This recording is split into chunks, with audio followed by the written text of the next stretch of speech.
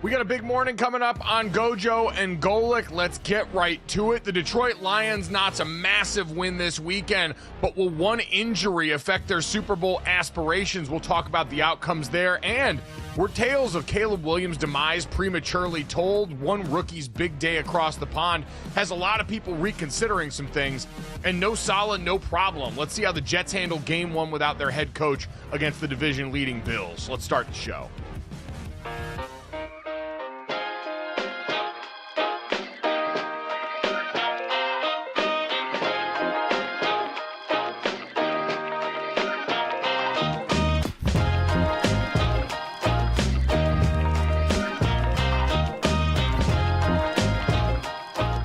What's up, everybody? Welcome to GoJo and Golic. Mike Golic Jr., Mike Golic Sr. here. We're presented by Campbell's Chunky, soup that eats like a meal, and we got a great show for you guys today. As always, make sure you download, subscribe, rate, and review us. Leave us a 5-star rating. Check us out here live Monday through Friday, 8 to 10 a.m. Eastern, wherever you consume the DraftKings network. Marshall Newhouse, our friend, former NFL veteran, offensive lineman, going to stop by in the second hour, take a look at Monday Night Football, the pregame power-up he is a part of every Monday and Thursday on the DraftKings network with Trey, Claudia, Emerson, and the rest of the gang here. Dad, coming to us live outside somewhere in a hotel near MetLife Stadium, was on the call for Sunday Night Football. Bengals and Giants last night, which it was a game and it existed, and because it's football season, we are happy for it. Dad, much like the Super Bowl between the Patriots and the Rams, you could try and sell me on a defensive struggle for this one, even though I probably won't buy that. Yeah, listen, as a former defensive player, I have to try and sell it as a defensive game. Turnovers by the offense, mistakes by the offense, but the defense has played well. And quite honestly, this is the type of game the Giants need to win. This is the type of game that gives them the best chance of winning. They can't score a lot of points, and their defense did a good job of stopping Burrow, especially in the first half, where even Burrow admitted he was out of rhythm, and it took him a half to get into rhythm. The Cincinnati started with a score on their first drive. There was a turnover by Daniel Jones when he inexplicably tried to throw the ball out of the back of the end zone and instead of trying to throw it to the right. His arm got hit and there was an interception in the end zone. Other than that, there were 9 punts in the first half, 5 straight by Cincinnati. And it's not like the scoring got better in the second half. It was 7-zip in the first, ended up 17 to 7. It was just it was ugly. The Giants, again, they're not good enough to miss 2 field goals and have a turnover in the red zone. All that said, they had a chance with just over 2 minutes to go to the game. In the game, they were down 10-7. And Chase Brown ran the ball from the 37-yard line of the Giants, and he fumbled. The Bengals were trying to run the clock out, and he fumbled. And Jason Pinnock had a chance to recover it for the Giants. They would have had the ball, 2 minutes to go, down 3. Now, that doesn't mean they would have scored the way the scoring went, but they would have had a chance.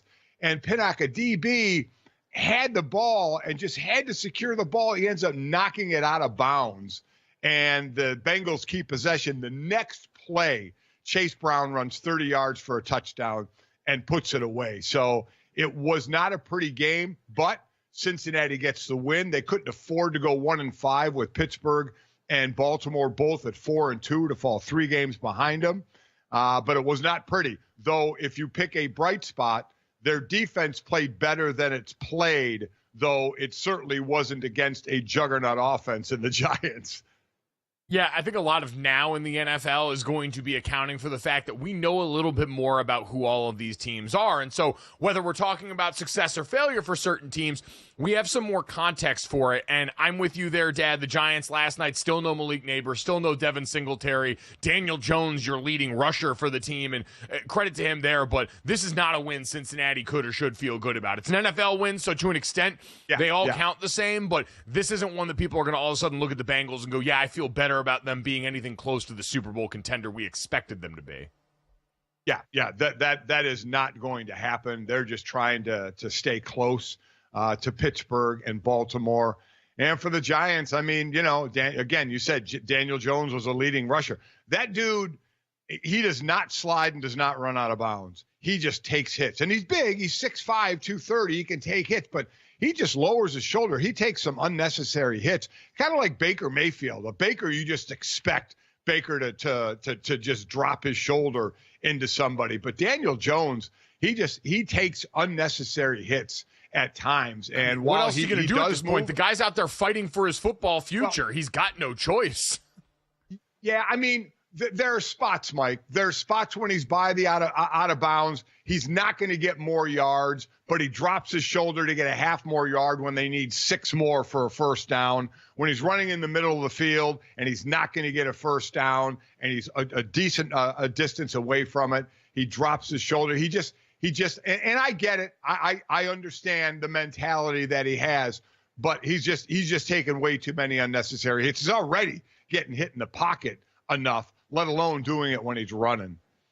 Yeah, boy, Trey Hendrickson got the best of Andrew Thomas last night, which, for a guy that's been considered the best offensive lineman on a group that, by the way, has had all 5 guys the same starters for the entire season. Like, you've gotten the continuity that's eluded you for a while in New York. But Trey Hendrickson reasserting himself as one of the best edge rushers in the country, in the NFL. 2 sacks last night against Andrew Thomas in that game. So, Dad, unfortunately, this game is short on big takeaways for 2 teams that are right now pretty firmly outside of the current picture. The Giants really haven't been for a while, and the Bengals are hard to take as credible threats at this point. But if we're going to talk about star rushers and actual impactful results yesterday, sweet, merciful God, what the Detroit Lions did to the Dallas Cowboys in Dallas on Jerry Jones's birthday. Jerry Jones turned, 82 years old, and the present he got was a public ass whooping that's got everyone asking questions about that team, Dad. The Detroit Lions might still be scoring somewhere on the Dallas Cowboys right now.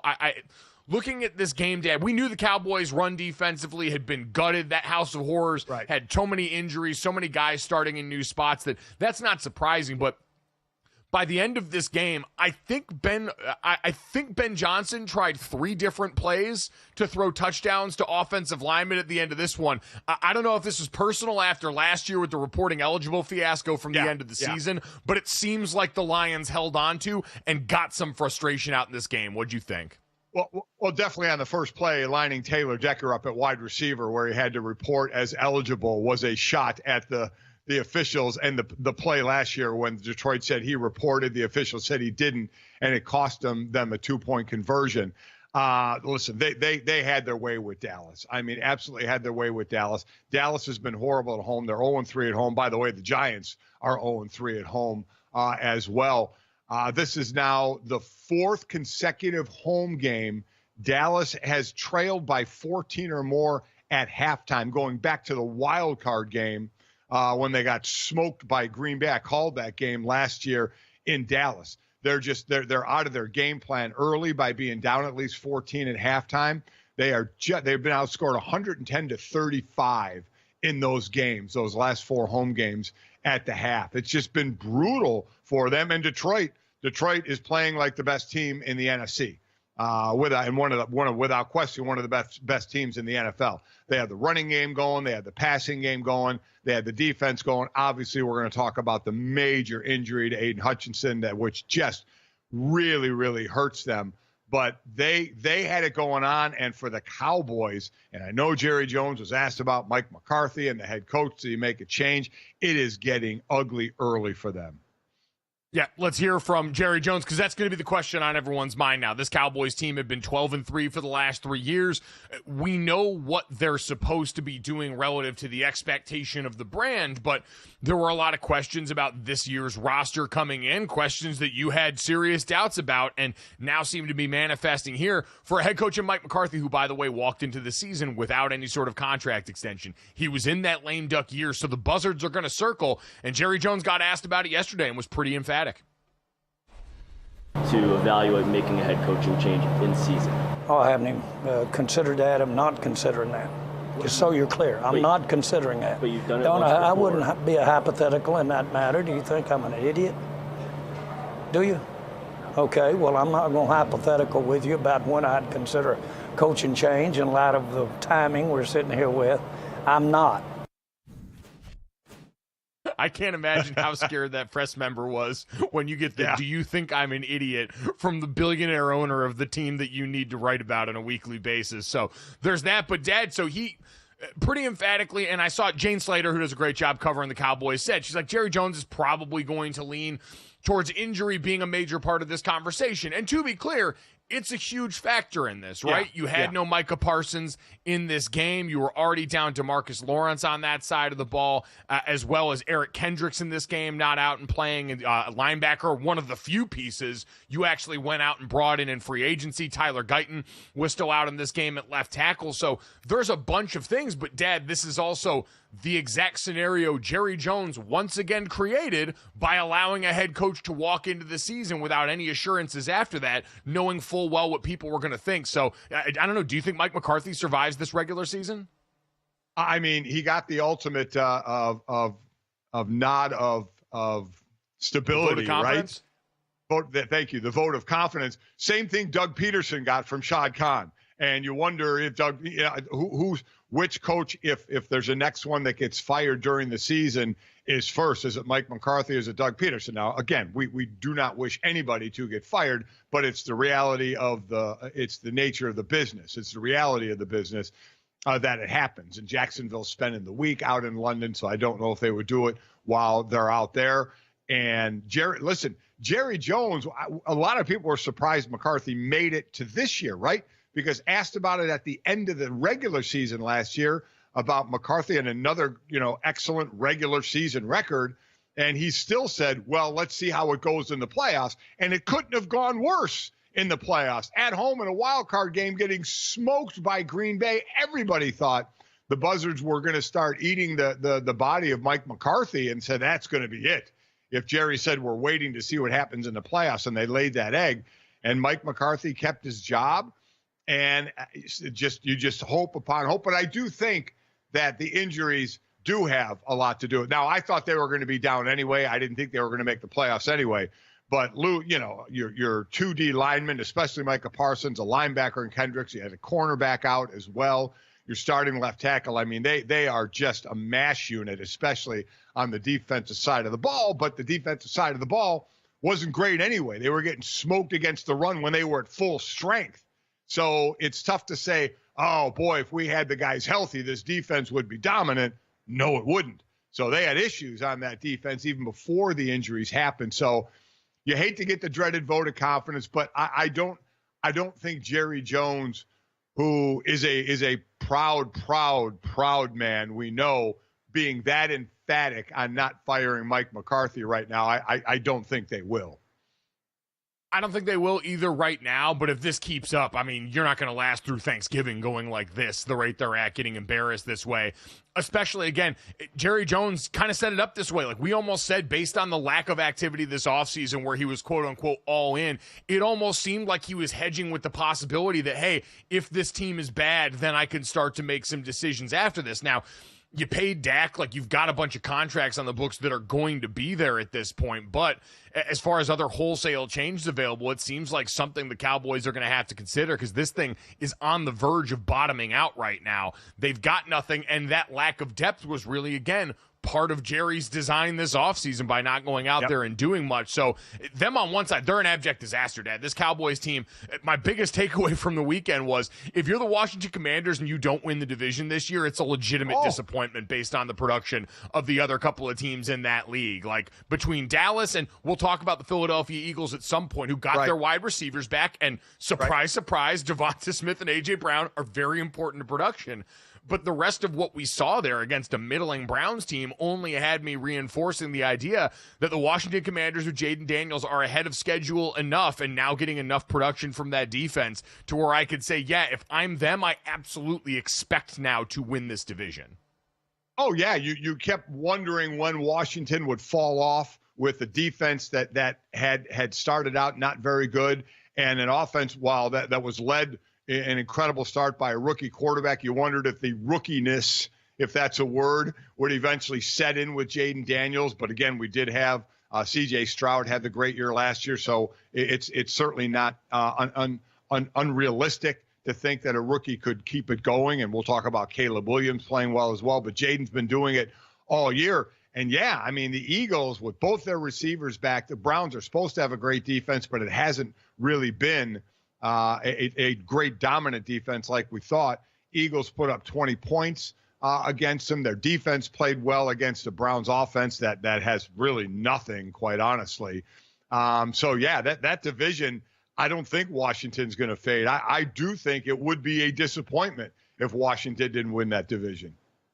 So the Cowboys, we're kind of having to leave them in the heap right now. We got to talk about the Lions on the other side, though. 47-9 is a shot across the bow that's going to ring out loud for a lot of people. And right now, the Baltimore Ravens probably playing like the best offense in the NFL, but the Lions can't be far behind on their best day. We know they got their center, Frank Ragnow, back this week, and when that group up front is whole, they play like the best offensive line in football, even accounting for the defense that they were facing on the other side. They averaged 7.5 yards per play over the course of this game and really got whatever they wanted, Dad, with the addition of Tim Patrick on that offense, who occupies that sort of big X-receiver role we saw, made big plays down by the sideline, can get you some easy run after the catch, to go along with Amon-Ra St. Brown as your one in the slot, and then to go along with Jamison Williams, who's become that consistent deep threat we hope for this year.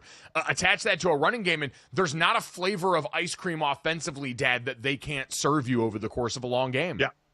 Yep, they're going to have both running backs over 900 yards again. They're on pace to do that. They're running more than they're throwing the ball, and they have the big matchup this week. They haven't played division game. They play Minnesota this week. The only team they're looking up at, one of the last two in the undefeated teams, but now they're going to do it without Aiden Hutchinson. I mean, that's just you can't get around the monster loss of losing Aiden Hutchinson to a broken leg, had to have surgery after the game. I mean, that's how dire it was. And he's obviously gone for the season. From a football standpoint, he had 7.5 sacks, was leading the league. The team has 15. So he had half the team's sacks. He has a quarter of the quarterback hits on this defense. So we were asking before the season who would step up and be that next guy. Aleem McNeil is the next closest in sacks with 2.5, as opposed to Hutch's 7.5. And then that doesn't even count the hits and the pressures that he puts on the quarterback. So this is a monster hole on this Detroit defense. Yeah, they'd already lost Marcus Davenport on IR right now, who they had brought in, one of the guys that they had brought in to try and help. But you look at the rest of the names, Josh Pascal, James Houston, Isaac Ukwu, like there's not a name on this roster, Dad, that even comes close to supplementing this in the aggregate. So now the question becomes, is there anyone they can go out and get in the lead up to the deadline? How aggressive are you if you're the Detroit Lions trying to go and acquire a pass rusher? I mean, I guess you can, but it's not like anybody coming off the couch is going to be a savior. I guess you look at Joe Flacco last year coming and helping Cleveland, but tough to think anybody's going to do that. Do you think there's any of the teams that are starting to bottom out? And I think this becomes the question. Is there any team that's now starting to slip into the abyss? Because there are plenty of star pass rushers on bad teams, Cleveland, Las Vegas, Jacksonville, that you could absolutely, I think you pick up the phone and see for all of them, for Josh Allen, Max Crosby. The Browns aren't going to trade Myles Garrett, and I doubt the Raiders are going to trade Max Crosby either, but you got to try. Yeah, no time but the present to pick up the phone. Your team is as good as any in the league right now. You got to make hay now. Big decisions on the way for the Detroit Lions. We'll hammer more into that and the Baltimore Ravens next on GoJo and Golic.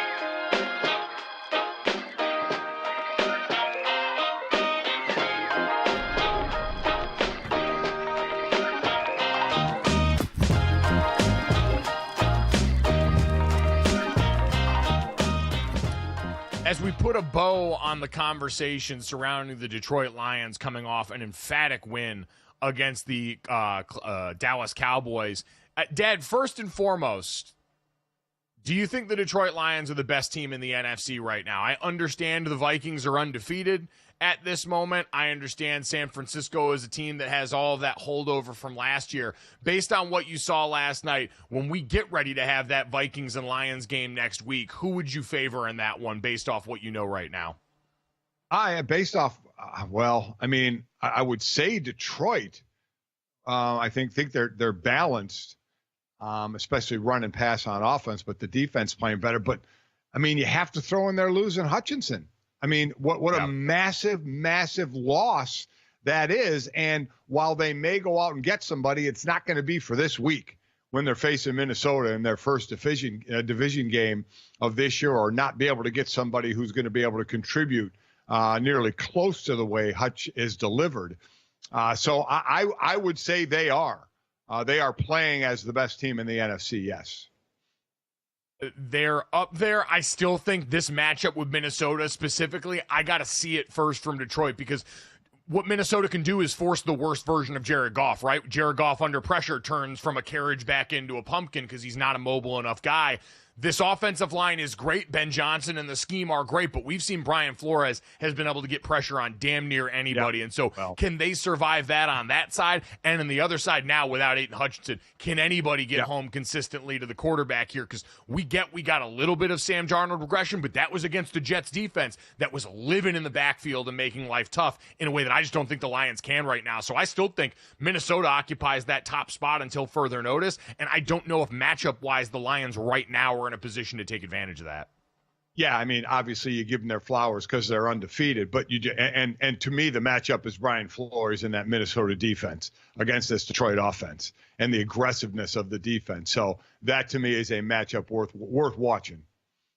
By the way, we mentioned Aiden Hutchinson, the injury that's going to be the biggest headline coming off this game by far, and the idea that they're going to have to go after somebody. Dad, I'm sure this is going to circle the wagons around the Hassan Ridge conversation yet again, as all the news that we've got coming out of his camp seems to be that the people around him, his decision makers at CAA, his former agents, apparently have parted ways with him as a client, and he signed with Drew Rosenhaus now. But this is a guy that we know has had this extended dispute with the New York Jets about coming over, being traded by the Eagles, the contract that he wants that he's not getting right now. Woody Johnson says they're not going to negotiate until he's in the building. And you do wonder, for a team that's been hesitant to try and deal him after having to deal for him, if now all of a sudden the desperation of a team like Detroit, who's firmly in a Super Bowl window, who's been building towards all of this, might make this quick moment and put a Band-Aid on their problem for the here and now, knowing it might cost them a little bit more than they anticipated because of that. What do you think about Hassan Reddick as a possibility?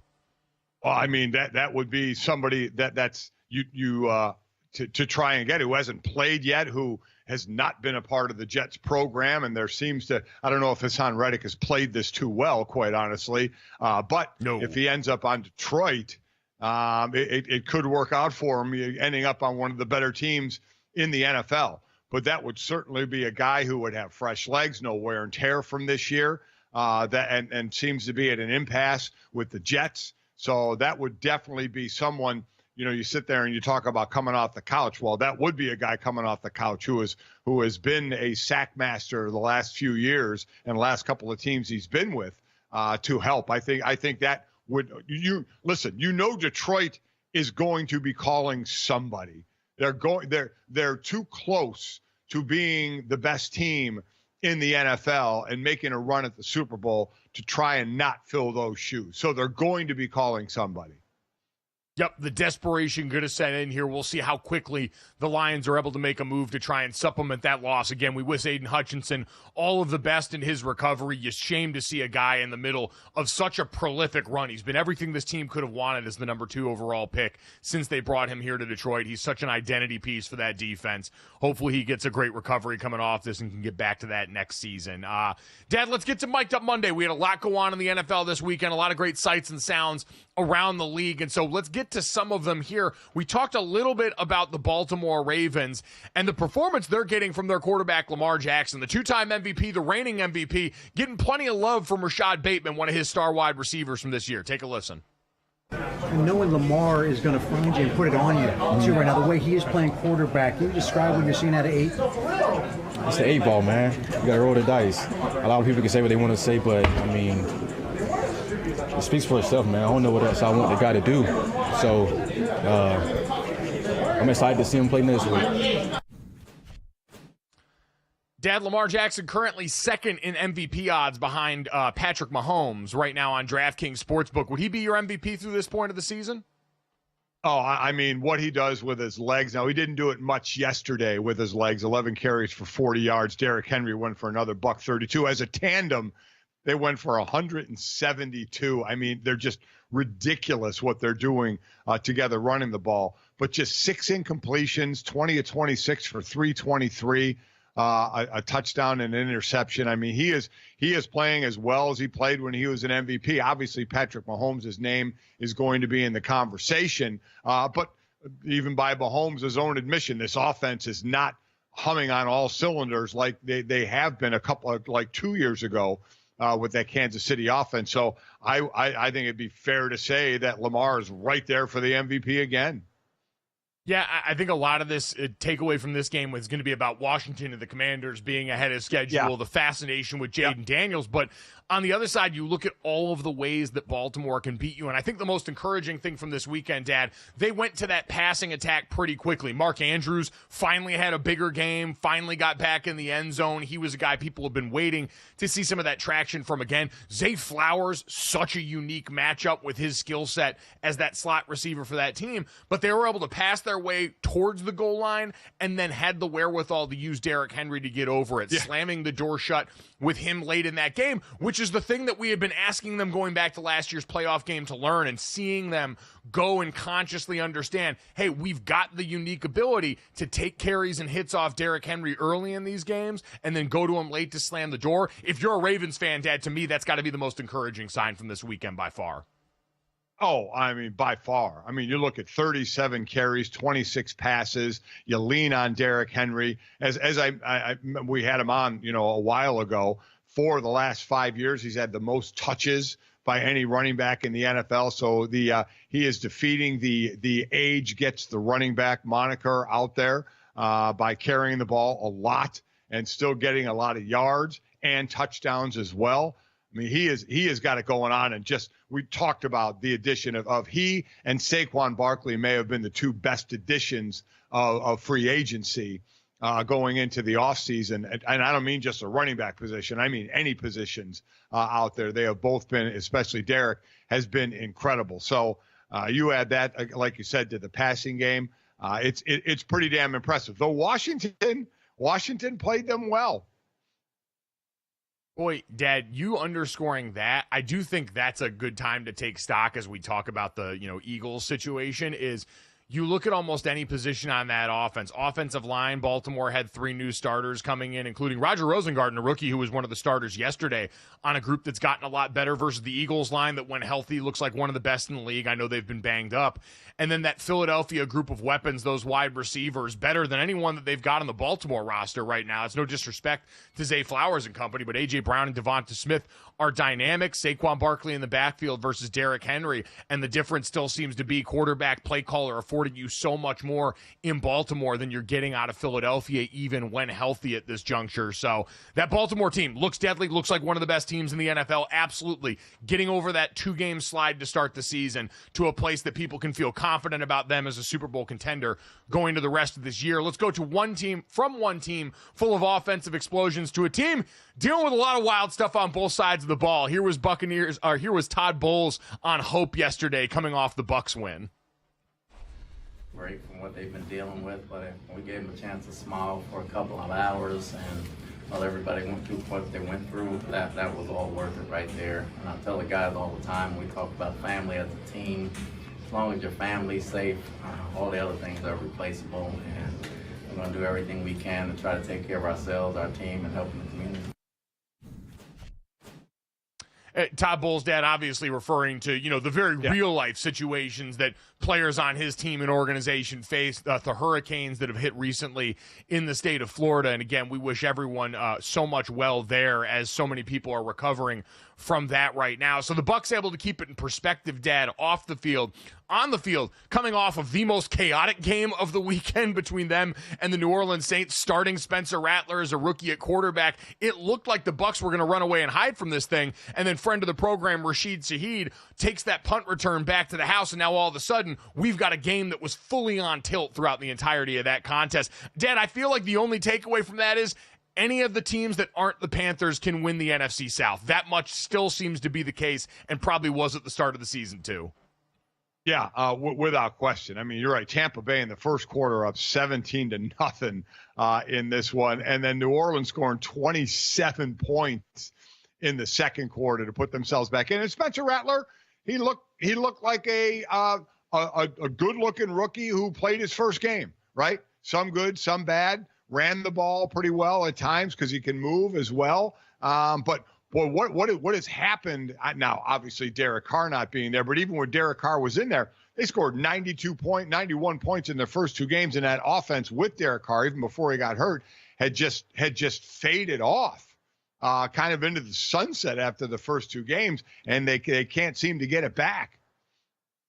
I'd say this, the interior of that offensive line, I said, was the star of the show during that run, and the fact that they've been so banged up to me is the easy culprit for this, the foundation of that Clint Kubiak offense. Chris Olave also went down in this game, so you had a rookie out there really without much of a lifeline, Dad, and quite honestly, I think you still saw more to be excited about by Spencer Rattler than you have from anything we've seen from Bo Nix so far this season. Like, I don't think that's overstating what we saw yesterday from him. Yeah, I mean, you because Bo Nix has started the entire season, you'd like to see the progression like you're seeing it with Caleb Williams. Jaden Daniels started off well and continues to play well. And I thought Spencer Rattler and, quite honestly, Drake May, for a first start as a rookie, both came out of the gates and produced pretty well. And again, like with just comparatively so much less around them. I'm not saying that the Broncos are juggernauts by any stretch of the imagination, but we know how dire the situation is in New England. We just mentioned all of the parts that have been stripped off this Saints offense, and it still looked like a guy we saw enough flashes, certainly as a scrambler, and I think that was one of the reasons why they went with him over Jake Haener, was they said, we understand Spencer's a guy that's been used to having to bail out on some of this stuff, so he gets the chance and opportunity there. Dad, I want to finish off with Jim Harbaugh. We had a scary moment for him yesterday where we had a head coach going into the injury tent and briefly going back into the locker room with what was dubbed an illness during the body of the game. This was Jim Harbaugh talking about that moment after and what went on with him in the locker room.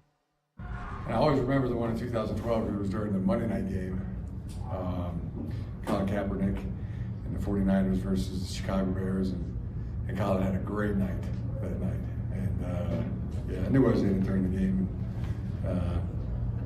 After the game, got checked out, and ended up having to have a ablation for that one because it didn't go back into rhythm. But 2-0 with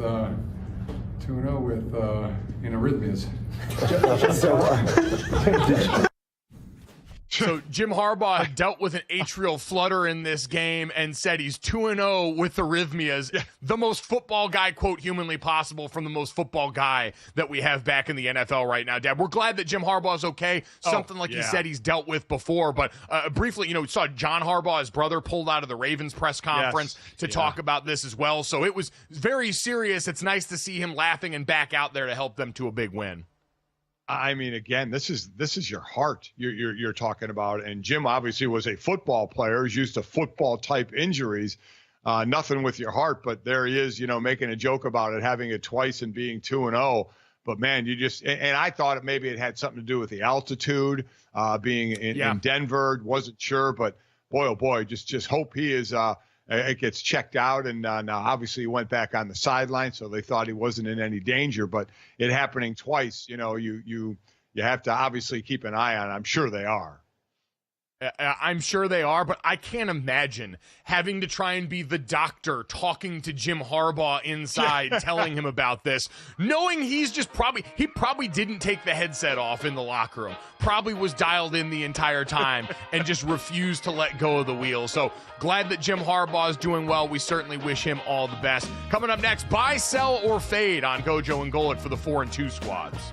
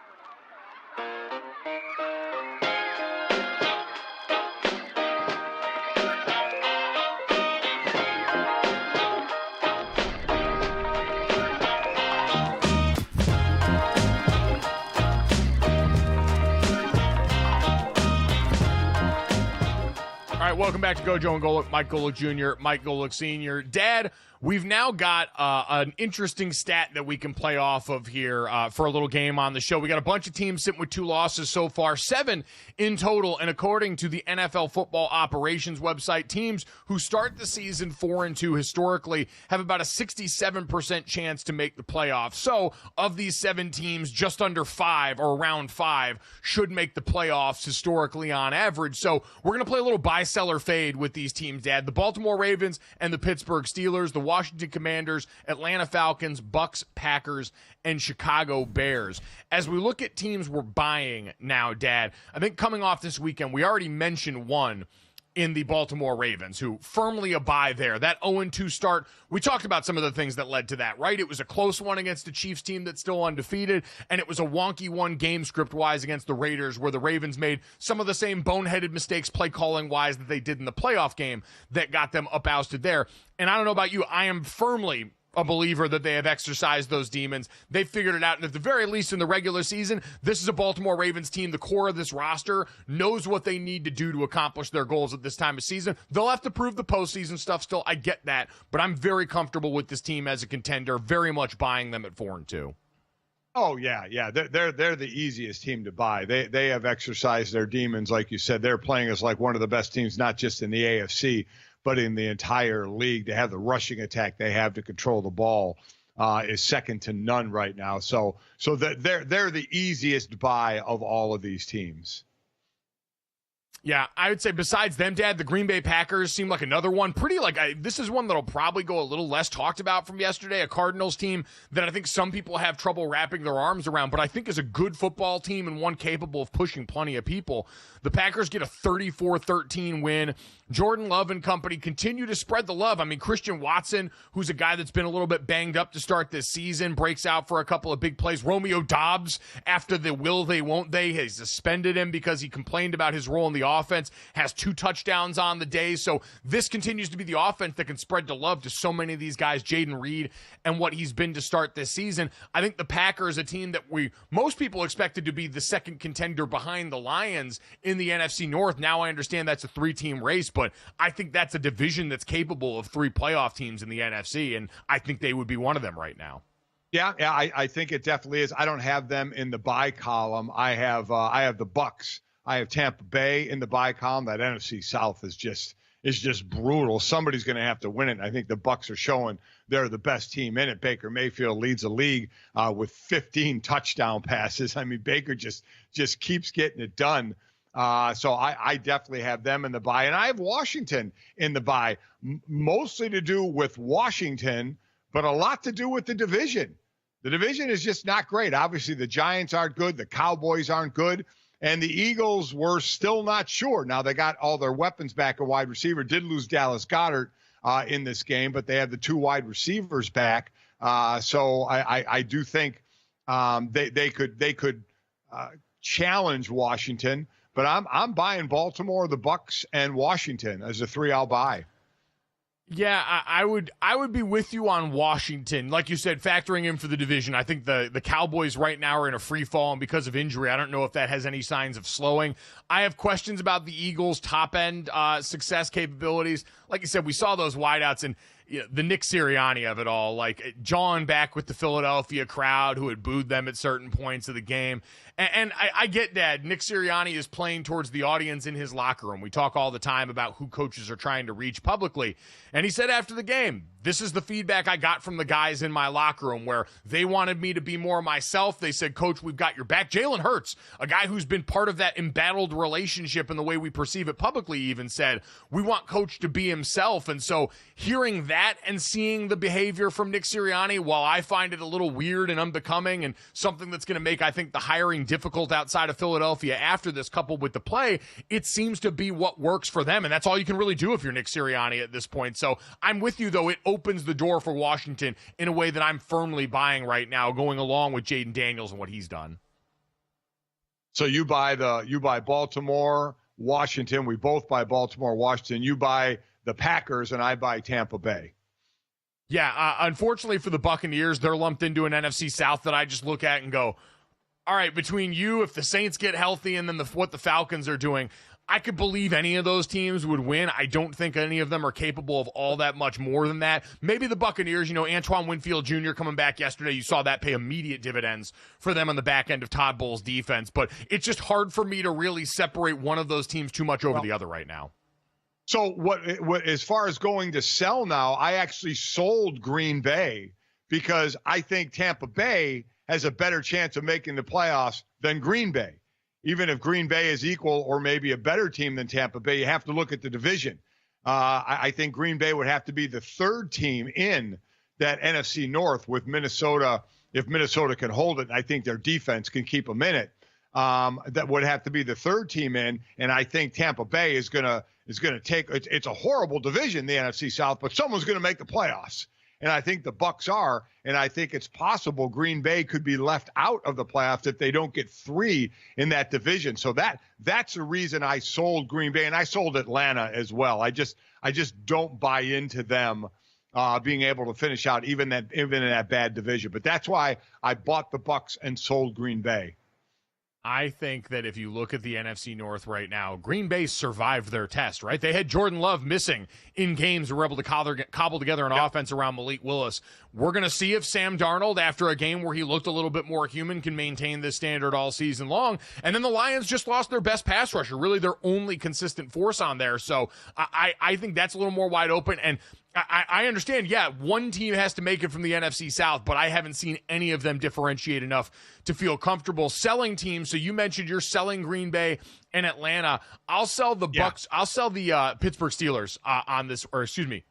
Yeah, I'll sell the Pittsburgh Steelers on this one. I was going to have them in fade. The categories are a little bit similar for me, but either way, Dad, I don't know if I trust this team outside of the schedule they've had here. They get another win this weekend. Justin Fields has gone out and been an effective rusher. No passing touchdowns this week. I know the looming specter of Russell Wilson is there, but I just think relative to the rest in the top of this division, that's a team that could absolutely make the playoffs again and will be in the conversation because TJ Watt's playing Defensive Player of the Year caliber football. But once you get to November, December, January football, I think what we saw yesterday from Najee Harris in this rushing attack might be a little bit more emblematic of the opponent than it is Pittsburgh necessarily figuring that out totally. Yeah. I actually don't have Pittsburgh listed in any category of this. I'm just not sure about them. As far as the fading team, I have the Bears. 4 teams are not coming from the NFC South. The Bears, and Caleb Williams played his best game over in London, without question. He is improved. You're seeing the improvement from him, but even though he's a rookie and he'll still have his rookie moments, he's been sacked 20 times. That O-line is just not very good. The defense is certainly good and certainly can get some takeaways. But there was a lot of hope for Chicago at the beginning of the season with the weapons they got. The O-line has kind of brought it back down to earth a little bit. Now they beat Jacksonville in London, which is a win's a win, but they beat Jacksonville, a team that is struggling. I just think there's a lot of hope for Chicago, but I just think that division is too strong. Yeah, like I said going into this year, I don't think they were a team that was going to make the playoffs. They can flirt with it, and I think what we saw here is they've made progress, right? Caleb Williams, according to Next Gen Stats, has set career high in drop back success rate, touchdown passes, and completion percentage over expectation. This last weekend, in the last 3 weeks, we've seen that steady incline of his production, albeit against bad competition, right? You look at who they've faced here. The Rams were 32nd in yards per play on the pass allowed. The Panthers were 31st. The Jags were 29th. So soft landing spots for him. But Dad, sometimes for a player this talented in an offense looking to find their identity, to have that soft landing spot and see the ball go through the basket can develop the good habits you're looking for. And one of those good habits, getting Keenan Allen the football, something that had eluded them a bit this year. He finally becomes a focal point of that offense where we had seen DeAndre Swift come on and have some big games the last few games. And so I get accounting for opponents in all this, Dad, but I also think it's fair to look and say Caleb Williams is a guy that a lot of people have pointed to and said, shouldered a big load on this offense, was doing some things that showed good signs long-term for his development, and now we're just starting to see the production finally catch up to that. Oh, listen, I agree with everything you said, but they're just in too tough a division. I mean, we're talking about buying a team that's what are we talking about buying? Making the playoffs? The Bears will have a better season than they had last year, but I don't think they're going to make the playoffs. So that's why I think there's people are looking at a lot of hope for them, but I don't think it's going to be this year of getting into the playoffs in one of the toughest divisions, the only division where all winning records, I believe it's the only division with all winning records. So the division is without question the best in the NFL, and then they'll start knocking each other off when they get into division play. But I just think there's more hope than I'm willing to give to see where Chicago ends up by the end of the year. To your point, Dad, Ben Solak over at ESPN tweeted this out. The NFL's leader in point differential right now, the Minnesota Vikings at plus 61. Then it's the Detroit Lions at plus 60. Then the Chicago Bears at plus 47. Then the Packers at plus 41. Every team in the NFC North has a better point differential than every other team in the NFL right now. So as we have that conversation about the best divisions in football, the NFC North throwing their hat firmly in the ring and saying, if it's not us, then who is it? Oh, yeah, it is definitely them. And I think they certainly could get 3 teams in. I still have been trying to decide what I'm going to do with the Pittsburgh Steelers, because in that division, do we trust Cincinnati yet? Cleveland's out. Do we trust Cincinnati yet? The defense played a little better last night, but it was against a Giant offense that isn't very good. Cincinnati offense did not do much last night at all. I still don't know where the trust factor is in them. Baltimore is clearly the best team in that division and one of the best teams in the NFL. So can Pittsburgh keep kind of squeaking by with a running attack, with a tough defense, and some at times good play from Justin Fields, but you just wonder when the turnover Justin Fields may show up. I think based on the division and based on what we've seen elsewhere in the AFC, Pittsburgh got a pretty good chance of being a playoff team. So for the sake of this argument, yes, they could probably be in there. I guess I always think for them and for the standard, the standard is the standard written on the walls in that building.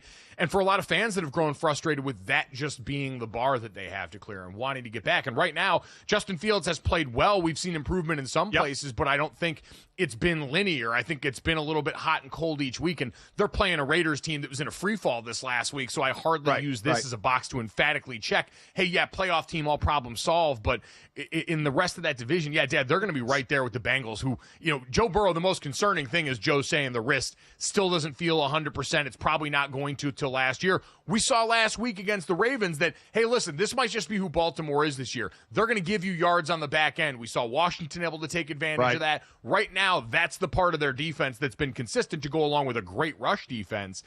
And for the Giants, I don't know what to take away from yesterday for the Bengals with them. That Giants pass rush was down Kayvon Thibodeau and looked like the 85 Bears getting after Joe Burrow in the pocket outside of that one scramble run for a touchdown. Yeah, they had 4 sacks. They went into the game leading the league with sacks with 22. They had 4, so they're up to 26. But I sit there and look at who can challenge Baltimore, and Baltimore's Achilles heel is giving up the play against the secondary. Pittsburgh's not going to threaten that, right? No. Cincinnati can threaten that. Cincinnati is the team that I think really needed that win last night to not fall 3 games behind Baltimore and Pittsburgh.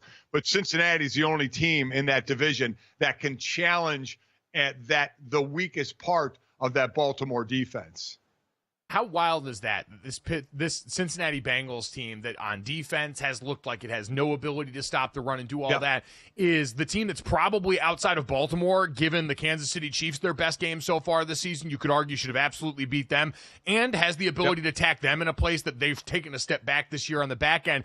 and as the one built best to probably challenge the division-leading Baltimore Ravens, and yet we still have questions about if they're even a playoff team overall. It just shows you how complicated this league can be in so many different ways, and it's what makes all these discussions fascinating. By the way, while we're talking about the AFC North, I heard Chris Canty and Michelle Smallman say it over at ESPN. Free Myles Garrett, man. He doesn't deserve to be a part of this hellhole in Cleveland. Coming up next, we'll check in with our guy Marshall Newhouse and look around the rest of the league and what we got out of this weekend. Next on GoJo and Golic.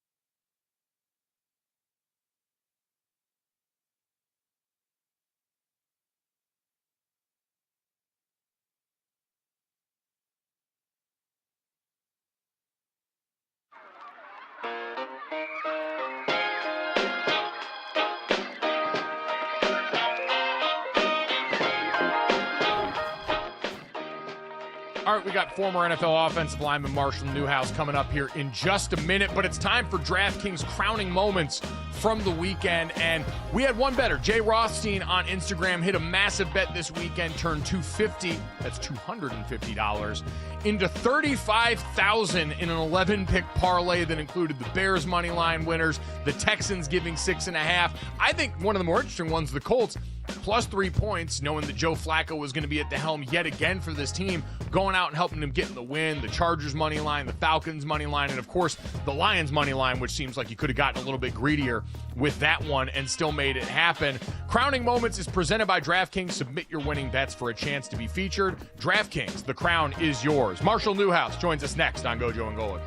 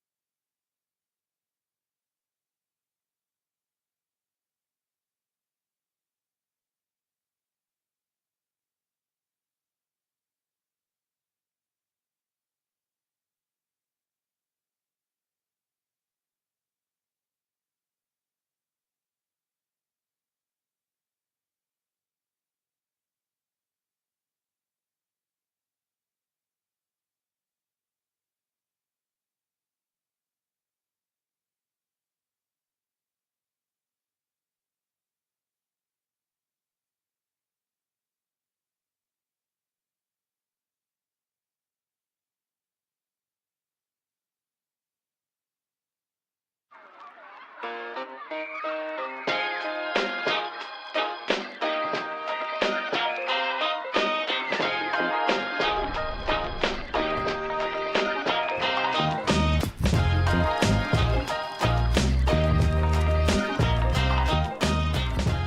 right, week 6 in the books in the NFL. Mike Golic Jr., Mike Golic Sr. here.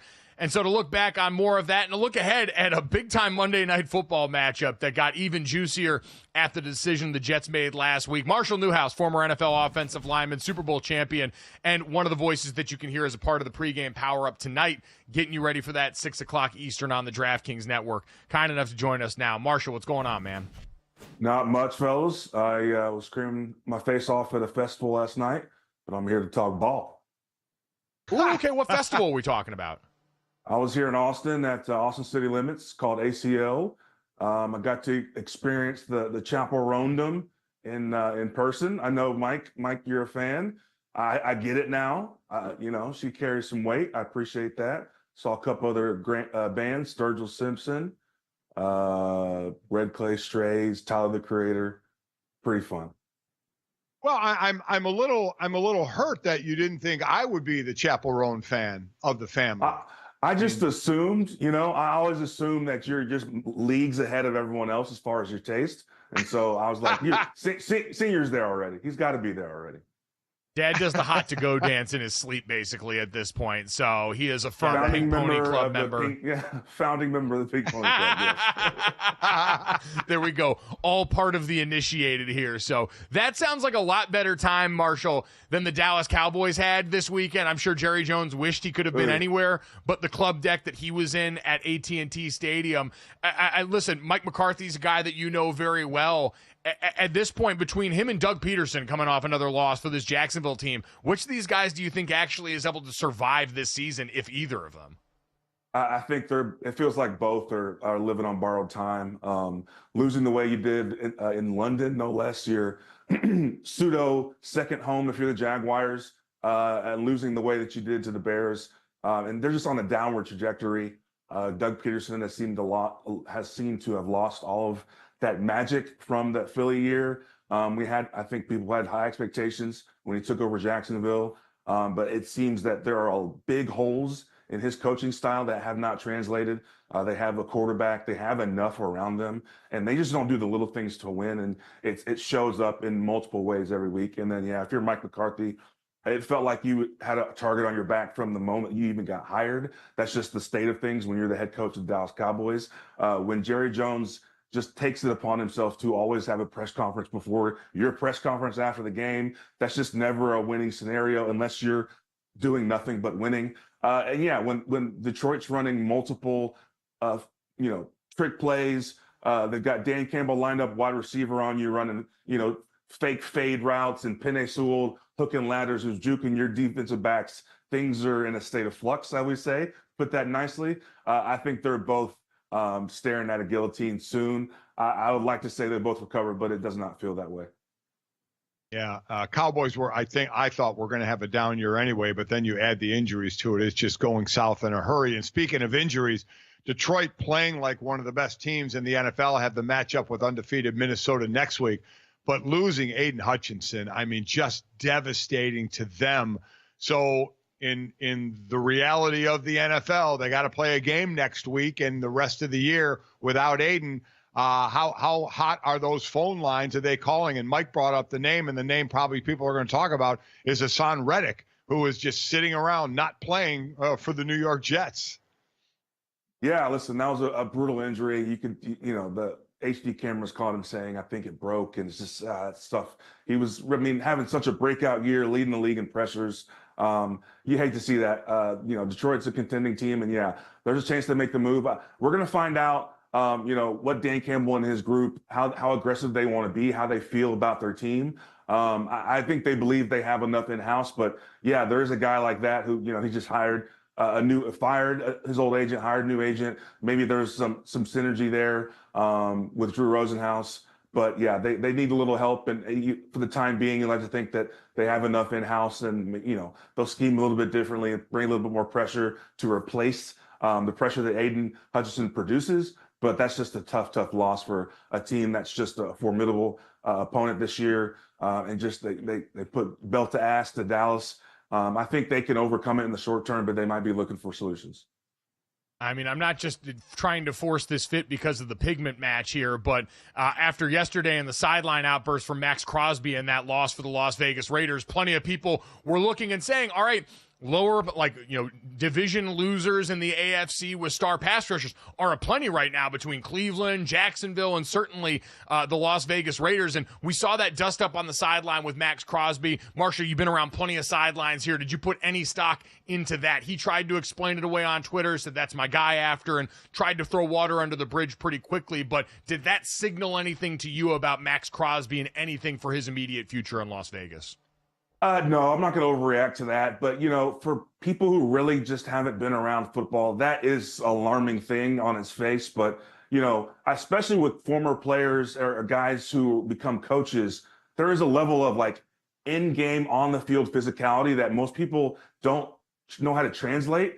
And so, with the Raiders losing in the moment and Max Crosby being basically their best player, people were like, wait, what is that all about? But I don't overreact to that. I've seen, even with offensive line coaches, guys who used to play, you get physical with them in a more, loving kind of way, even if it might be heated in the moment. Very rarely would you see guys putting hands on each other, unless, if we're putting hands on each other, it's gonna look a little bit different than that. And I just don't know if Max Crosby will be for sale. He is the pillar of that defense. In Oakland, they have a lot of stuff that's just not going well for them. But I think it starts with the quarterback and on the offensive side.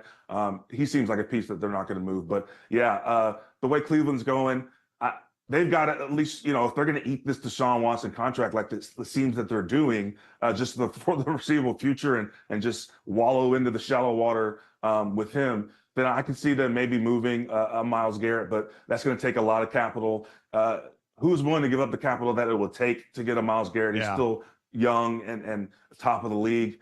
And then, there's Josh Allen in Jacksonville seems like to make some more sense, but is it a fit there? So there's a lot of moving pieces, but it makes sense. Being a seller at this moment for those teams makes sense, but, things got to fit. It's not as simple as people usually make it out to be. Dad, you're from Cleveland. If they kept Deshaun Watson around at this point because of the weight of that contract and moved Myles Garrett, they would burn down West 6th Street. No. There's no way that would happen. For both the Raiders and the Browns, you're building your team and your defense around a Myles Garrett, Max Crosby. You're not getting rid of those guys. And Max Crosby, he pushed Mike Caldwell, who was I believe the run game coordinator and linebackers coach on defense. Caldwell was a linebacker in the NFL. And I love Max Crosby's explanation after he said, that's how we play football. We're grown men. We're alpha males. We don't greet each other the same. So he was hyping me up and I was hyping him up. So, and Mike, and I've said, and Marshall, I've said this a million times, I don't put any stock into a sideline blow up in the heat of the moment. I just kind of write that off as a heat of the moment thing. All right, moving on. Before we get to the Monday night game, the Chicago fans are starting to maybe see the hope of what Caleb Williams possibly can do. Now, it was a bad Jacksonville team they beat, but you take a win when you can get a win.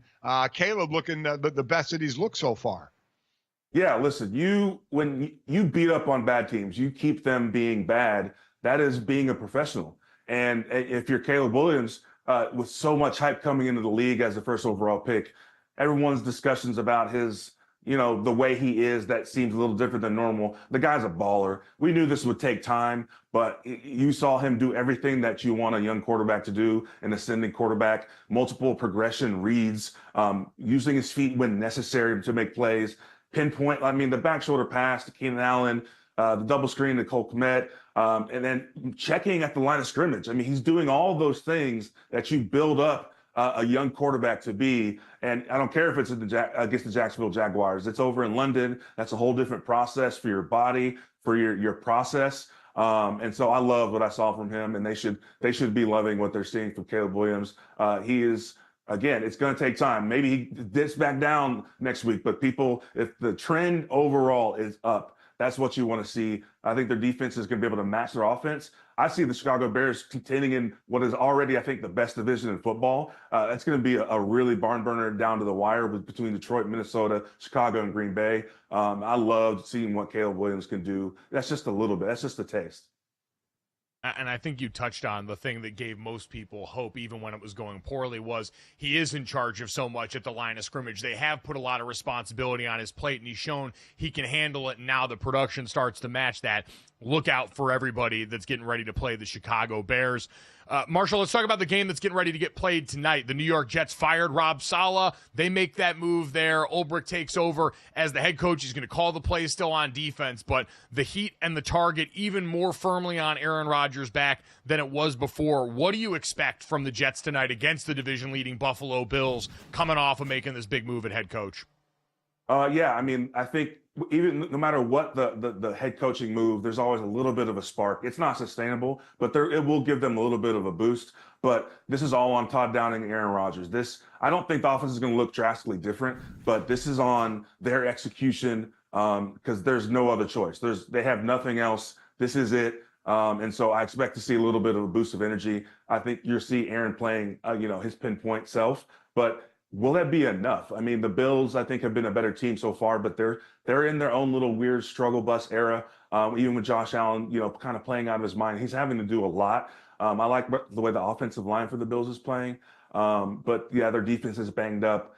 They're trying to find their footing as well. So yeah, if you're the Jets, I like to see the defense show up. I mean, Robert Saleh was a defensive, leaning head coach. There's certain levels of influence you never really know from day to day. But they've taken a step back from last year. We assumed that they would carry over, and that would be a compliment to Aaron Rodgers being healthy this year. It just hasn't happened that way. But the Sauce Gardners of the world, we'd like to see them really come into their own.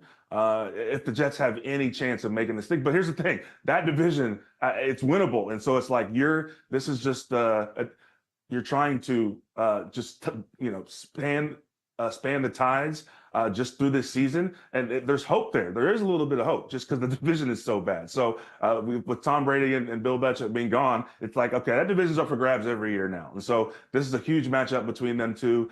I think the Jets will have a bounce back game. We'll see what they're made of. And then all the stuff about maybe trading for Devontae Adams kind of withers away. It'll still be there in the background. But if they can kind of answer just the mediocre play so far, it really has just been tough to watch. And I imagine from inside the building, especially tough to watch. So I think you'll see a little jump today. Been tough to watch the Bills offense in the last 2 games, 2 losses, only scored 10 against the Baltimore and 20 against the Texans in 2 losses.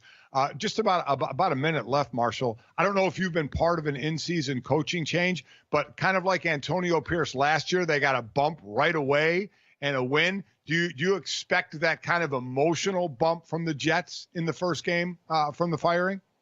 Yeah, especially because, it makes sense because it reflects who the new guy will be. I think Coach Ulbrich was an intense guy as a player, and I believe he's an intense guy as a coach. And so there's an emotional charge that comes with his leadership, however temporary that might be. And so, yeah, I do expect a little bit of a bump.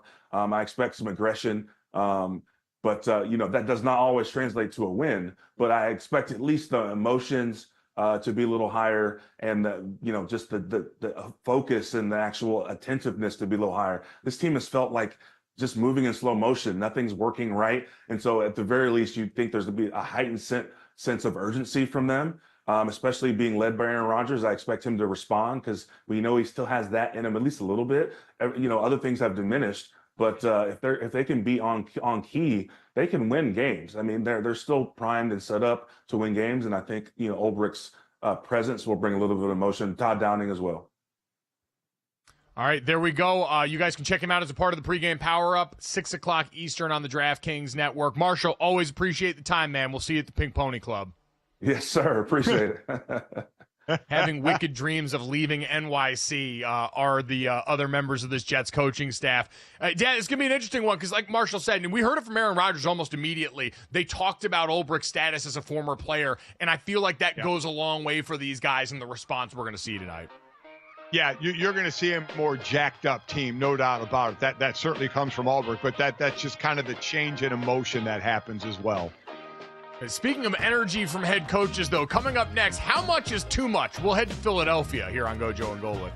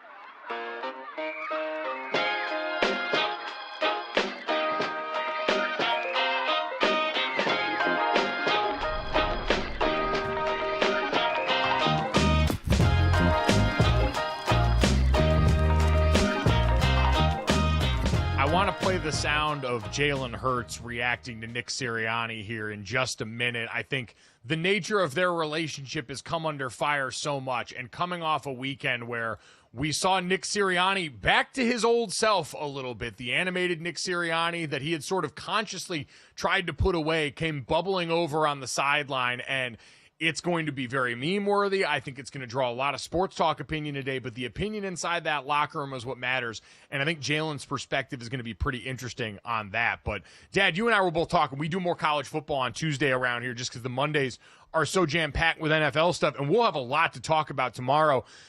Because coming off the chaos that we had last weekend in Week 6 in college football, where you had all these upsets on what was supposed to be a lackluster slate, this weekend we just had good number and helmet sticker battles, and it seemed like by and large they all lived up to it. Now, obviously, Notre Dame made life very easy on us in that game against Stanford and South Bend. That's not one of the ones we're talking about, but Ohio State and Oregon, that looked like two playoff teams where I know people have done this weird thing this year, Dad, where they try and devalue these games in the regular season or poo-poo it a bit because it's like, well, now with the expanded playoff that y'all wanted, we might see these teams again.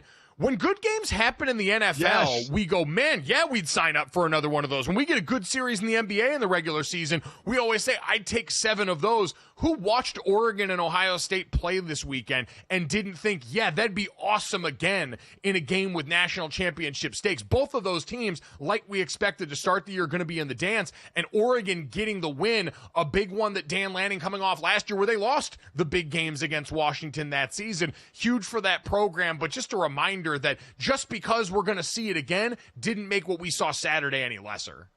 We said the same thing about Alabama, Georgia, knowing both teams. Now, Alabama had another scare against South Carolina, but both these teams are going to be in the playoffs. And who wouldn't take another Alabama, Georgia game? Who wouldn't take another Ohio State-Oregon game? Those were months. Plus, we'll still get the value of anywhere from 9 to 15 rankings trying to battle for that 10, 11, 12 slot. It's just shifted of where those ending games of the season are going to matter. But my God, 4 ranked teams, I think 1 or 2 ranked that went to overtime. You have Pitt, BYU, and Army, Navy all undefeated at this point. I mean, the college game just gives you something to just say wow about every year.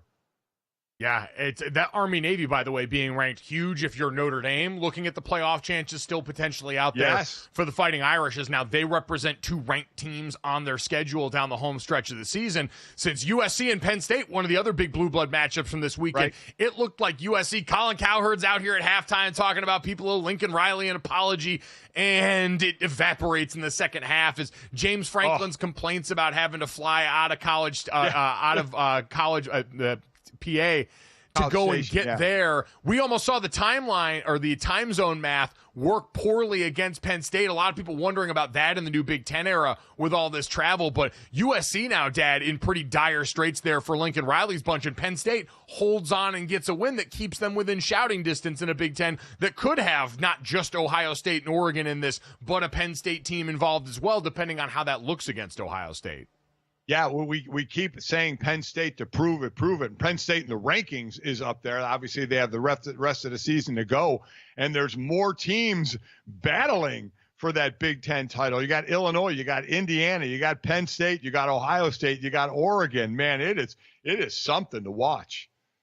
State college, the word I was looking for in there, because words are hard and sometimes we all fall short. College. So we'll dive fully into more of that college football slate tomorrow. We'll give you some of the big takeaways on that one, including the Heisman Trophy frontrunner Ashton Genty doing the thing again. You guys can talk competition all you want. I'll talk ball, and that man can do plenty of it. But let's get to what we heard from Nick Sirianni yesterday. Again, Nick Sirianni at the end of the Eagles win, seen barking at the crowd in Philadelphia, a crowd that against a really bad Cleveland Browns team had been booing that team at various points throughout this. The Eagles get their star wideouts back and get a win. And Nick Sirianni was over there letting the crowd hear about it a little bit after that. You could see on the sideline some players actually laughing, watching that, seemingly on the side of Nick Sirianni. This was Jalen Hurts, his star quarterback, after the game, talking about what they want out of their head coach and the emotion that they saw. I don't know who else said it. I know I spoke to him. And it's just, a reassurance of, we trust who you are. We trust where you are as a coach, and we know we can build with you.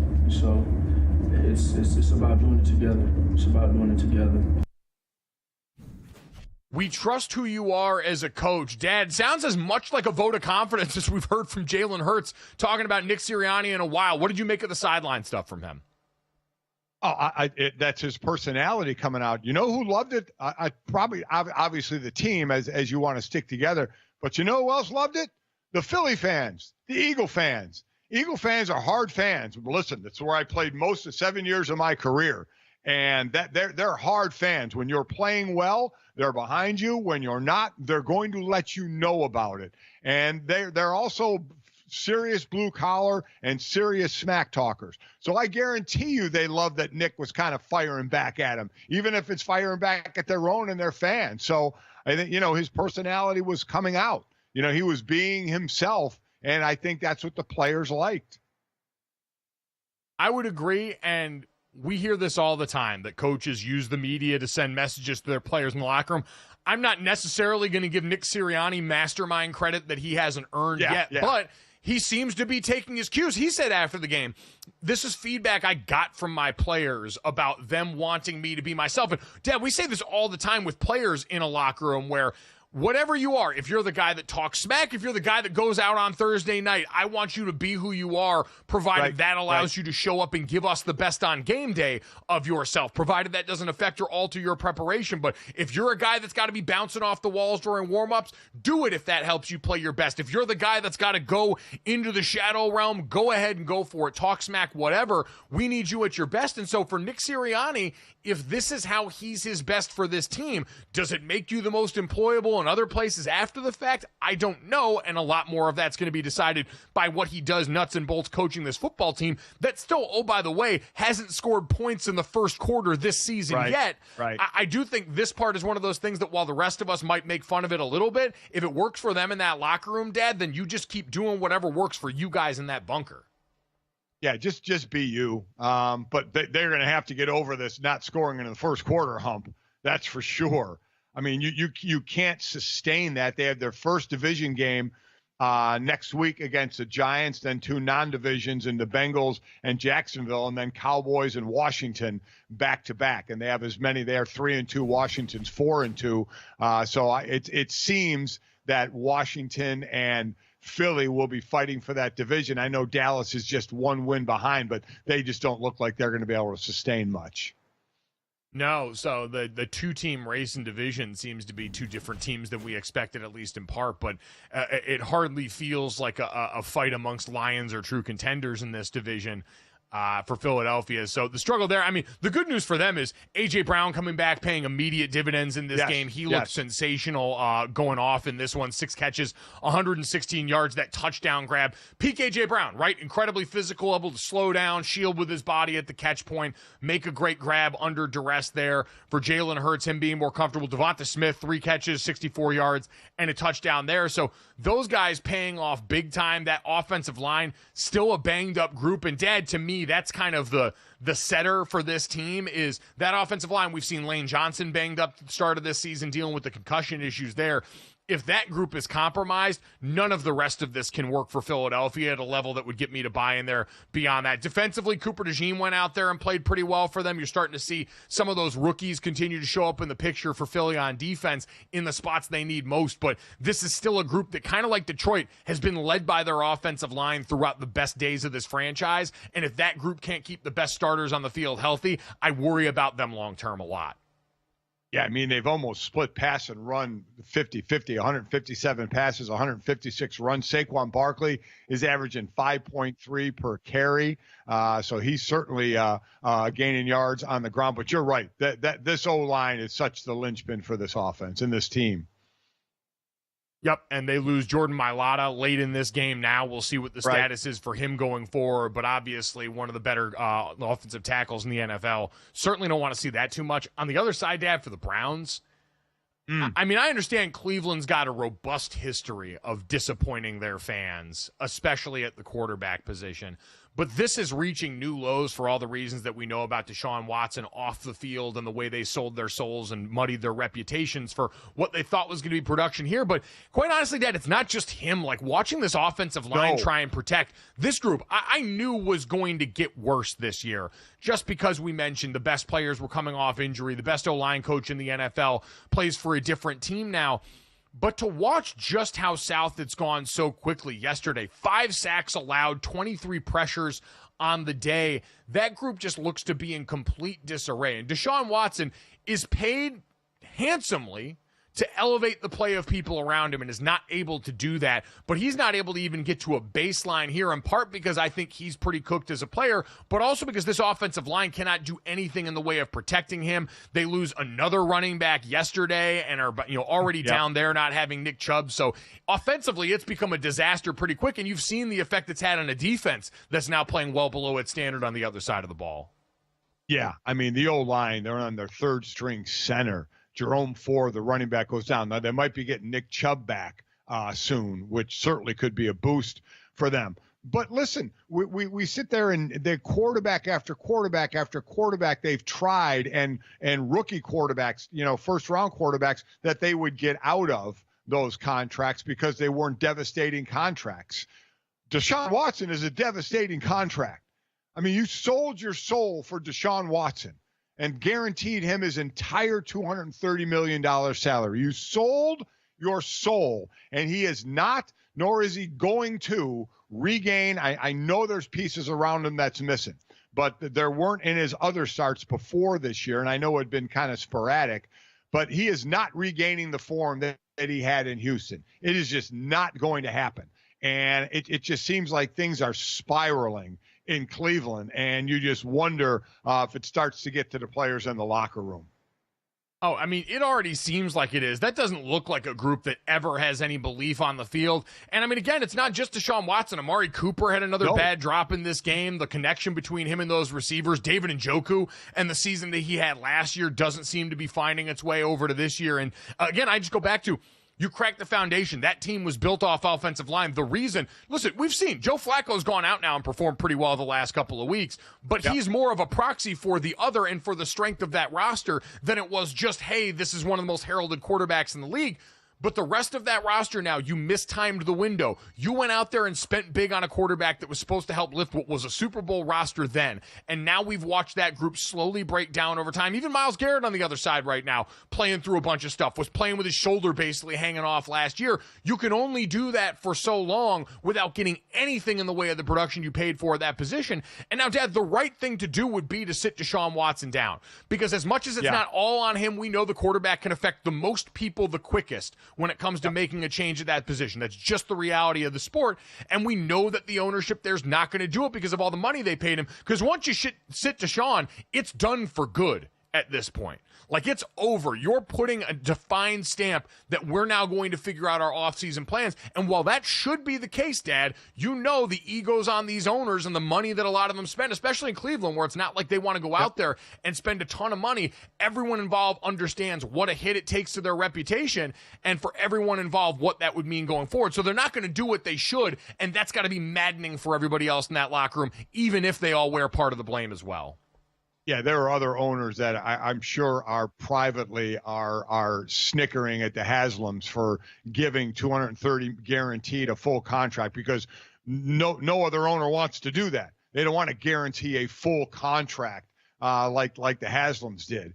And you're right, ego gets in the way a lot with high picks and big money players, where you don't want to admit you're wrong. You'll lean on, you'll say, yeah, he's not playing well, but there's injuries to the offense. At some point, you're right. They have to pull the plug on this. I don't know when they'll do it, but it's going to have to be probably sooner rather than later. Yeah, you would think this is a situation where why save for tomorrow what should be done today, to send the message to everyone in that locker room, organization, and city that we're at least going to try, that we understand we missed, instead of ignoring the obvious thing that everyone sees. Coming up next, we'll take a look at some teams that actually do have hope at the quarterback position with the rookie roundup here on GoJo and Golic.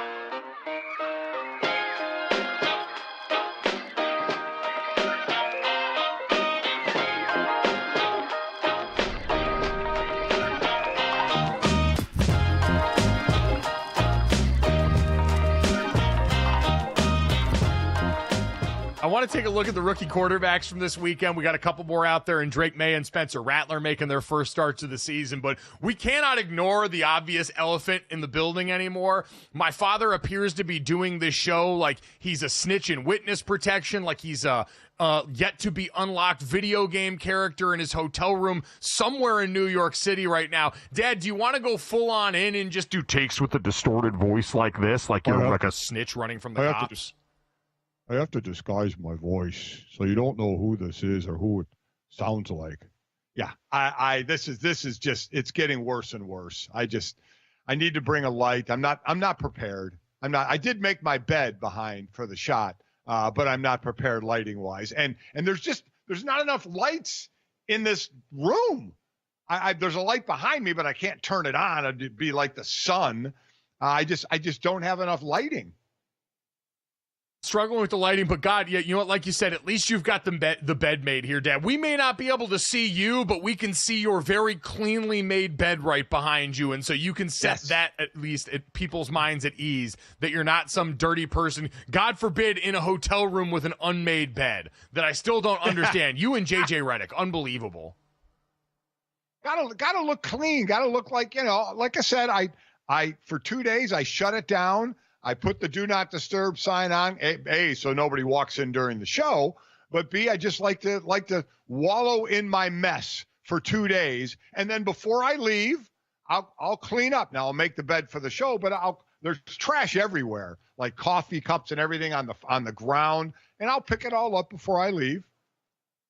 I was going to say, wait, go back to Dad's one shot right now. You harp on me for not making the bed when I've been on the road for this, but your pillows are all willy-nilly back there. It's not like you even fluffed them or tried to put them in a right spot. You didn't pull the bed sheets very tight there. You harp on me for this here. I'm going to need you to have a little bit more pride in your bed-making ability than what I'm seeing behind you right there right now. That's a step above just having the covers right pulled back over like you just rolled out of bed there. I'm not letting you off the hook on this. Yeah. Also, your mother's going to be pretty mad at me for that one too. You just sold me out to your mom. Yeah, I didn't take care of the pillows. Oh, come on. Come on. Well, you can't do that. Look at that. What is that? Is that one other pillow just crushed underneath the weight of it? What were you doing? I was laying on it. Listen, it's a hotel pillow. It's not the best in the world. Okay, I mean, you lay down on it and your head goes straight through it. So I didn't fluff it. I didn't fluff a pillow. Sue me. I was preparing to do a show after getting it in after 1 o'clock last night. I'm sorry, I didn't fluff the pillow. No, you know what? You don't get to all of a sudden turn around and cry foul on this when you're the one that made this a show point of emphasis to begin with. I would have been fine if you just had a messy bed back there. But weeks ago when I was on the road, you decided to turn the gun in my direction and all of a sudden put me on blast for not having the bed made, even though at that point I had gotten into Reno, Nevada at 1 o'clock in the morning, been denied a hotel room, had to go down the street to another one, and you still let me hear about making my bed back there. So you know what? You're going to fluff the pillows, old man. You're going to fluff the pillows, you're going to make it look pretty, or you're going to hear about it from the congregation back here. Yeah, I can't argue, especially when my own people behind the scenes are selling me out and doing a one shot of the pillow. I mean, my God. Oh, I will have a perfectly made bed from now on. I have been shamed into it. Or maybe since I'm the oldest in the entire group surrounding GoJo and Golic, I'll just do what the hell I want and not care. How about that? How about that? You know what? That sounds a little bit more in line with what I expected, quite honestly. So, Dad, you can take your stuffy pillows and you can instead try and use that veteran status to tell us about a couple of rookies going forward here, Dad. We saw 2 more this weekend go along. All right, he's ripping the sheets off the bed. Now you're being a child. You went from being the oldest person on the show to being a child. Yeah, take a one shot of that. Take a one shot of my bed now. I just pulled the covers off. I don't care. Anyway, how did Drake May do this weekend? I tell you what, Drake May, Spencer Rattler, for their first starts, they look pretty good. Drake May was a leading rusher for the Patriots. Averaged almost 8 yards a carry. Did throw a couple of picks, but had 3 touchdowns. I mean, I thought he and Spencer Rattler for their first starts both produced pretty well. I mean, there's no sense in starting, should they put Drake May in earlier? That doesn't matter. This team wasn't going anywhere anyway. Jacoby Brissett was going to be a bridge, and they decided to burn that bridge earlier than what a lot of people thought.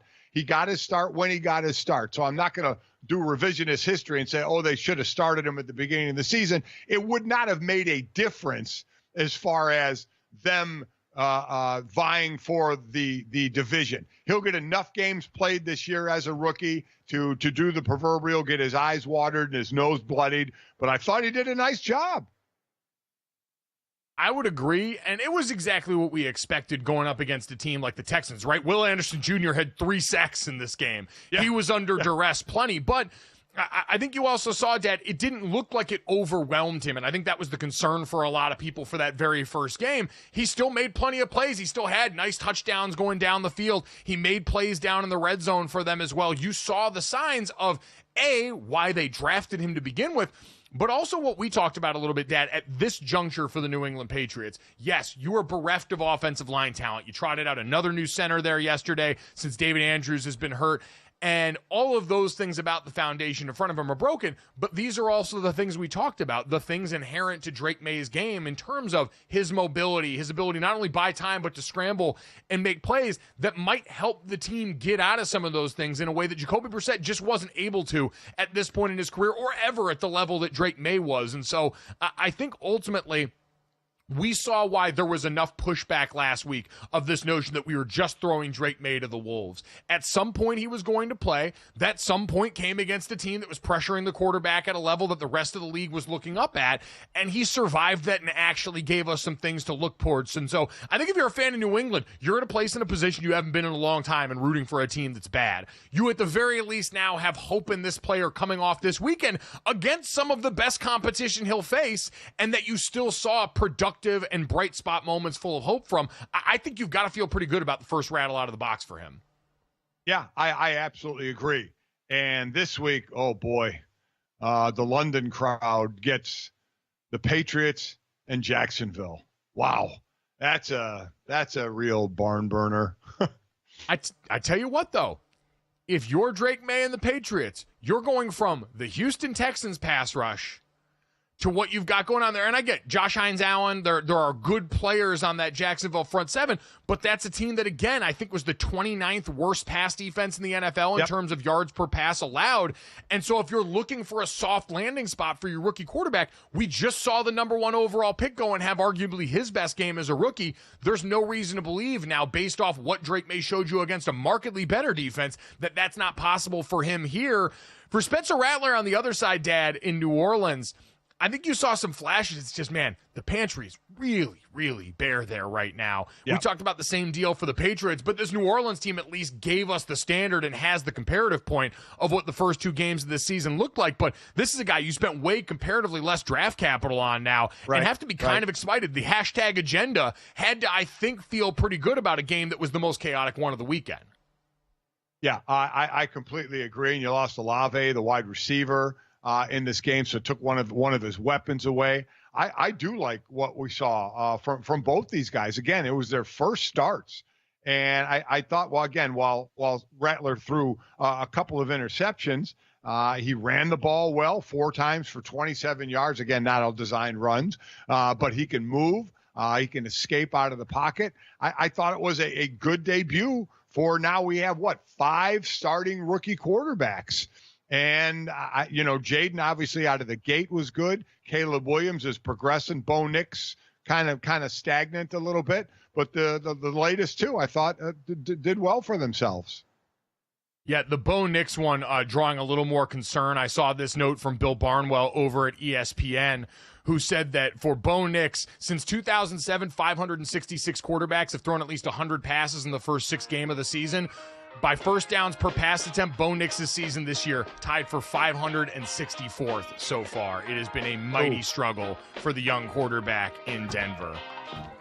Deshaun Watson actually further down on that list, by the way.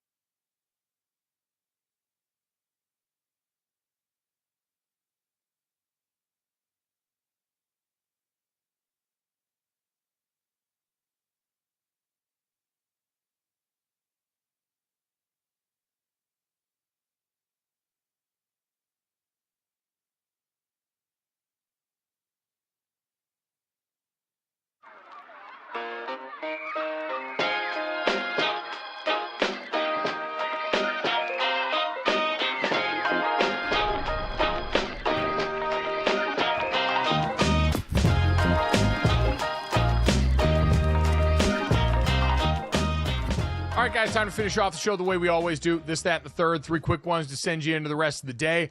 Make sure you download, subscribe, rate, and review the show. Leave us a 5-star rating, and check us out live Monday through Friday from 8 to 10 a.m. Eastern on the DraftKings Network. And if you miss us here live or any of our great guests, shout out to Marshall Newhouse, our friend, former NFL offensive lineman, and one of the hosts of the pregame power-up on DraftKings Network. You can check out that interview as well as the rest of the show wherever you get our podcasts, or right here as soon as we get done on YouTube. Dad, we had plenty else going on in the world of sports and postseason sports this weekend, so let's start off with this. The Dodgers get their season series started with the New York Mets. They go out there and absolutely put it on them in Game 1 of the NLCS. They get a huge victory in this game. And, Dad, the pitching for the Dodgers continues to go crazy. They are one inning shy of the record. They have 33 straight scoreless innings for Dodgers pitchings right now. Kike Hernandez has been incredible for this team in the postseason. And Shohei Ohtani, now 16 of his last 19 at-bats with runners on base. This group looked every bit of the part of the juggernaut roster they were supposed to in this battle of coastal elites last night. Yeah, they jumped on the Mets early, 2 in the first, 1 in the second, 3 in the fourth, so up 6-0 after 4. Mets never got in this. 3 hits. Jack Flaherty, starting pitcher, threw 7 strong innings, gave up just 2 hits, struck out 6. The Mets, amongst the last two relievers for L.A., only got 1 more hit. So just a dominant performance by the Dodgers, really what was expected out of the Dodgers with the power that they have, even though the Mets are have made an incredible run up to this point.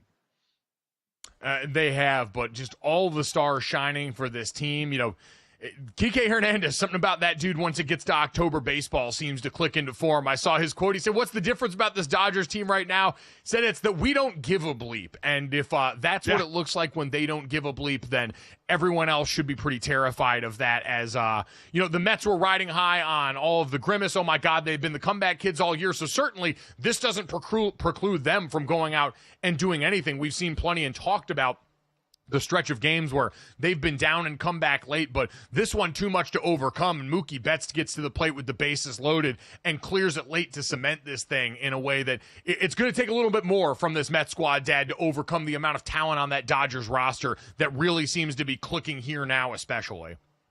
Yeah, I got 2 games tonight. Game 2, Mets-Dodgers actually at 4:08 Eastern for Game 2, and then Game 1, Guardians and Yankees. That'll be an interesting matchup. Obviously, the NFL will outrate it in Monday Night Football, but New York market with the Yankees in there, they're going to make it pretty interesting. But my Cleveland Guardians looking for their to continue the road to the World Series. I was going to say, finished up one of the most exciting series in the postseason this weekend. Some absolute chaos with them and the Tigers. So it's been good. The baseball has been good this postseason. We'll get into plenty more of that tomorrow. I believe Eduardo Perez is going to stop by with us and help us break down a little bit of Major League Baseball. Dad, let's get to that. We also have the WNBA Finals going on right now. The Minnesota Lynx got out and stunned everybody. Got that Game 1 win. The New York Liberty battled back and even things up. They win 80-66 and even this up in Game 2. Breanna Stewart, disappointed in the Game 1 result. The former MVP goes out there and makes sure her presence felt. She led New York with 21 points, 8 rebounds, and 5 assists, and a WNBA Finals record 7 steals. She joins Alyssa Thomas in 2019 as the only players to record 20 points, 5 rebounds, 5 assists, and 5 steals in a finals game, according to ESPN Stats and Info. More of what we expected in this one from the team trying to go out there and finish that championship run. Yeah, without a doubt, a little more of a blowout than the first game. Was a 2-point overtime win for Minnesota. This one, a 14-point win for the Liberty, and Liberty definitely favored in this series. Just a stacked team, but Minnesota came out and really surprised them in Game 1. So listen, you hope it goes down to a final game.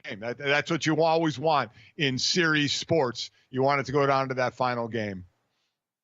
Certainly there. Big one there, too, at the Barclays Center. 18,046 fans Sunday set a record for a Liberty game at the Barclays Center where they've played full-time since 2021. So another one of those teams, Dad, where we've seen, ownership there has prioritized this team and invested them in that way.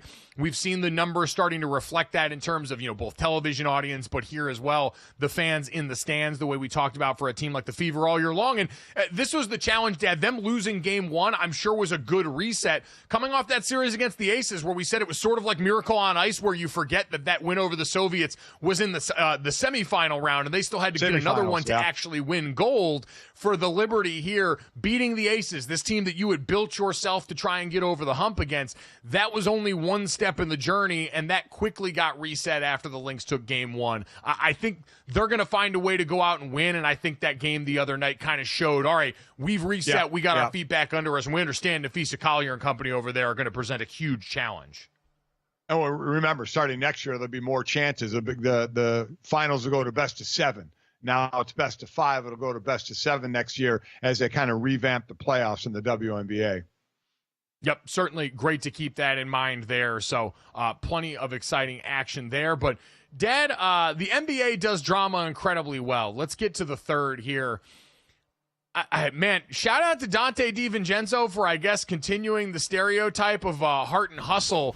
In a preseason game, we saw plenty of chirping going on from Dante DiVincenzo, both at the free throw line, where people thought he was looking over at his former head coach and Tom Thibodeau, as Dante DiVincenzo, now a member of the Minnesota Timberwolves, the trade that brought Karl Anthony Towns over to the New York Knicks, facing his former team at the free throw line first, chirping back and forth, and what people thought was him saying to Tom Thibodeau, chirping about the trade, saying this is what happens when you're in charge. He disputed that after the game, but then you saw the video we just showed right there of what looked like a little heated moment between him and Rick Brunson, obviously part of that Knicks organization and the father of Jalen Brunson, his former teammate, a guy who Jalen said, he was in Jalen's wedding. So plenty of close ties here, Dad, seeming to boil over to the surface in a preseason basketball game. Oh, he was definitely jawing with Jalen Brunson's dad. I mean, when he was at the free throw line and after the game, they kind of had to be separated. And as DiVincenzo said, he said, Jalen's my guy, was in his wedding and everything. And he said, they're fine. There's no feud there. But certainly with Jalen's dad, they had words. Jalen's dad wasn't backing down either. They would have got face to face, body to body, had people not stepped in front of them. No doubt about that. It's interesting too, because, and I'll wait and hear if there was sound of him addressing the Rick Brunson portion of these things, because a lot of people were focused on that free throw line interaction, and they thought he was talking to Tibbs, and he made it abundantly clear after the game that he was just joking, saying, I was saying, I couldn't finish still. Kind of a reference to something I'm sure happened there in New York during his time being coached by him. And while Tibbs seems like a guy, Dad, we know can grind guys down, his style of play certainly not suited for everybody, it does seem to fit what Dante DiVincenzo was about with that team as a really productive member of the Villanova Knicks for a while, too, who, listen, now is a part of a team in Minnesota that is still a contender in the Western Conference. It's not like he was sent to go and wander the desert for 40 days and 40 nights, but we clearly see there's a lot more going on under the hood than maybe we realize with the Knicks.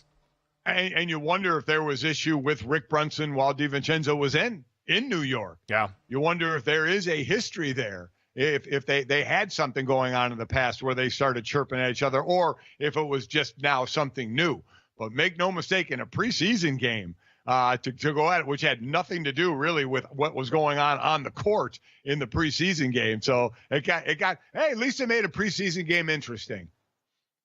I was going to say, I forget the preseason going on in the NBA half the time. So the fact that this actually drew my eyes to that, that's a net win for a league that loves to sell drama anyway. So kudos to them. Tough for Jalen Brunson in that one, though, man. You got your boy on one side and your dad on the other side here. As he mentioned, like he said in the offseason, that was a quote, the Jalen Brunson quote we're referencing was when the trade got announced, they were at media day were the New York Knicks, and they were sort of talking around it because the cat news hadn't gone through yet. And, he said some really nice things about Dante DiVincenzo. And now he's got to sit there and watch him go back and forth with his dad. He's like, you guys think of Jalen in the middle of all this, man. Yeah. Won't somebody think of Jalen, man? How about it? He's standing in the middle going, I got my dad and my best buddy. We were in the wedding. I mean, that's a tough spot to be in. You just got to try not to take a side in that one. You don't want to tick off either one of them, which is tough. Exactly. That's the one you back off and say, you know what, Dad's a grown-up. He can have. I would let you fight your own battle, Dad. I wouldn't let you go out there and get your ass kicked like you did by trying to make your bed this morning here on the show. Come on. If you enjoyed Dad's bed making, download, subscribe, rate, review the show. Leave it a 5-star rating. Tell us how bad a job he did. Thanks so much. We'll talk to you tomorrow.